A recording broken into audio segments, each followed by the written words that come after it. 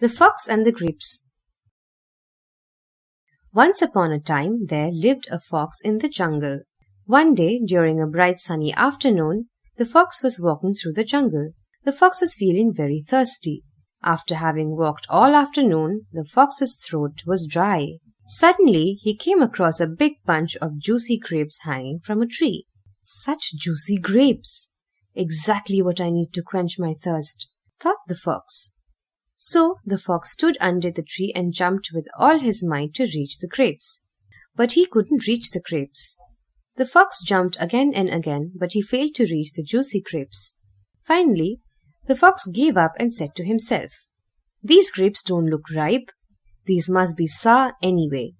Why am I putting so much effort in trying to reach them?" The fox turned and walked away.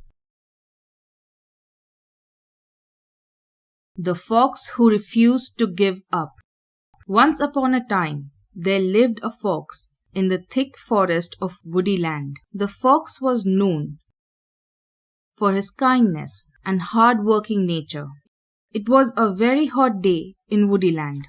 Feeling thirsty, the fox decided to go and have a refreshing drink of water from the pond. The fox saw that the pond was full of mud. The fox said to himself, "Oh dear, I cannot drink this water. It is filled with mud and will surely make me ill. But how will I survive such a hot day without any water?" The bright rays of the sun fell on the fox as he walked slowly through woody land in search of some water to quench his thirst. "Ouch!" exclaimed the fox as he banged into a giant tree. Just then, the fox looked up and saw big bunches of grapes hanging from the branches of a tree. Eager to eat the grapes, the fox bent low and then jumped as high as he could.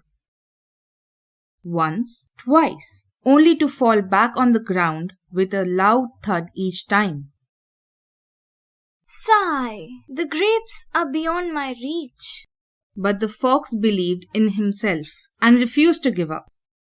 Surely there must be a way to reach these grapes. Let me think. Just as the fox was deep in thought, thinking about ways to reach the grapes, his eyes fell on a huge tree trunk lying nearby. Ah, what do we have here? A huge tree trunk. This is exactly what I need to climb up and pluck the grapes. Happily, the fox walked up to the tree trunk and lightly pushed the trunk with his head, but the heavy tree trunk would not move even a bit.